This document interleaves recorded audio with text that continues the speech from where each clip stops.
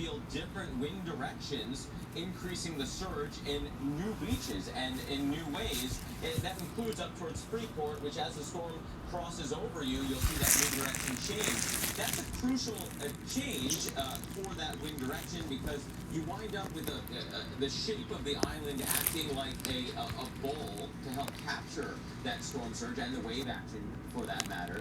And there is a really long shelf, a very long zone of shallow waters comparatively to the rest of the ocean. That underneath, the bathymetry helps to push up the surge, and so you get bigger surge because of that. So wide, shallow slopes, like we have in the Bahamas, like we have in Louisiana and Mississippi as well, have higher storm surge. Once a storm gets to Florida, though, Carl, there's a narrow slope, and you have a lot of wave action, and so the battering force of the waves, as this thing potentially goes right up the